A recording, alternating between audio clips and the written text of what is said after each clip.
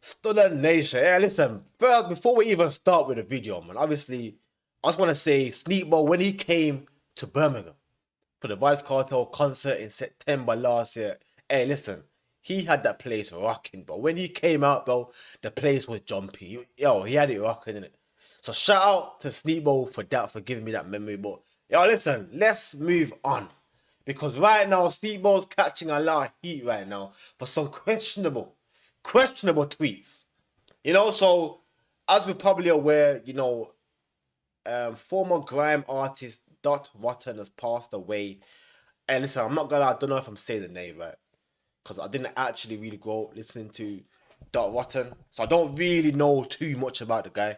I just know he had some good songs and it was beefing some, you know, relevant artists like Sneakbo and Wiley.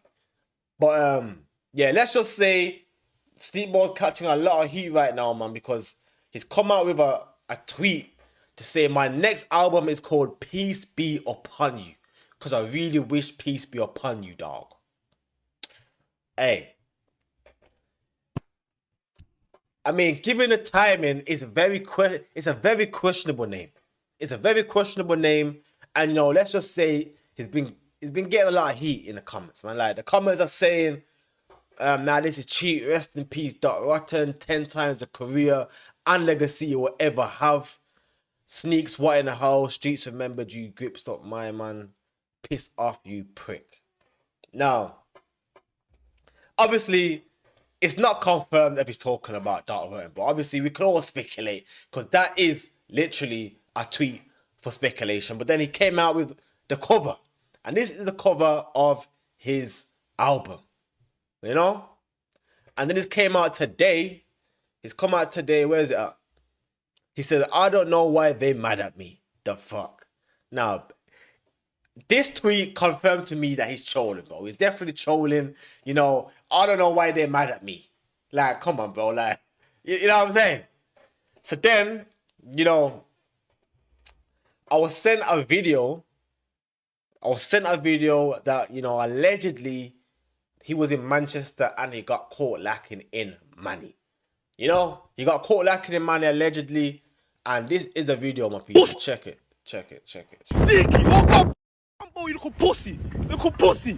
Hey, you little pussy. Hey, Sneaky, woke up, Baba. Wait, Baba, your hat stinks, cuz. What the fuck, dirty African. Oh, you little pussy. Little pussy. Hey, you little pussy. Hey, Sneaky, woke up, Baba. That is the video of, like, obviously the video doesn't really show too much in it. Yeah, like, obviously, I can't even exactly tell if it's him, but obviously they're saying it's him, you know, and he's not denied it, and there's not really much information from it though. Obviously, he was on the floor. Obviously, evidently, he was on the floor, and it got from being on the floor. Oh, you little pussy. Yeah. Wait. Woke up, Baba. Oh, you little pussy. But obviously, man don't know if he got punched up or anything. I don't really know the ins and outs in it, but obviously, all I'm gonna say is, you know, if he was dissing up Dot Rotten, bro, hey, it's just a low blow, man. And, you know, currently, we're living in a spiritual warfare right now, bro. So the energies that everyone's putting out right now is literally going to be the energies that you get back in return. If you're literally dissing the dead, because if that's what you're doing, you're dissing the dead, bro, you have to expect that type of energy back onto you, bro. And I don't know, you know, some people are saying he should have turned into a cat and he should have got away. But hey, listen, just in case you're not really aware of Dot Rotten, yeah, there's this other YouTuber is Rest in peace to the legend. He's dropped a little, you know, a review. Dot Rotten, aka Joseph Ellis, who has unfortunately passed away at age 37. My condolences go out to his family. Now, although there's been no details of the circumstances, his family have confirmed that he passed away in Gambia. Now, if you don't know who Dot Rotten was, he was born in Stockwell and became a pioneer in grime music, but also just music in general. He literally worked with everyone. He worked with so many different level artists, from Chip and DWE to Cher Lloyd and Ed Sheeran, bro. And in 2012, he achieved a top 20 hit with his single Overload, a song which was inspired by his experiences of a major depression. And also in that song, every single lyric was freestyled, bro, nothing written down. And his career started super early. Literally, he started at age 7 rapping and making his own music on an Atari computer system. And then he released his first mixtape, This Is The Beginning, in 2007 under the name Young Dot. And then a year later, he changed his name to Dot Rotten, which was an acronym for Dirty On Tracks Righteous Opinions Told to Educate Nubians. It's a very, very, very sad situation, man. Rest in peace to him. Even his former nemesis, Wiley, has paid his respects.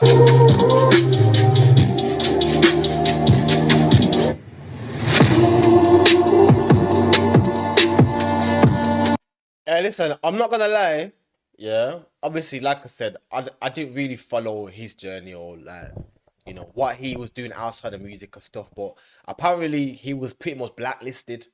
The blacklisted from the industry, and you know, I just find it so interesting how as soon as someone dies now, that's when all of a sudden everyone wants to care about them and, you know, post them and, you know, show your respect and your you know, appreciation for their music and, you know, their achievement. But when people are alive, how come people don't want to do it at that time? I actually would never understand it, bro. I would never understand it. And obviously, you know, as for Sneakbo, like I said already, yeah, Sneakbo is a good artist.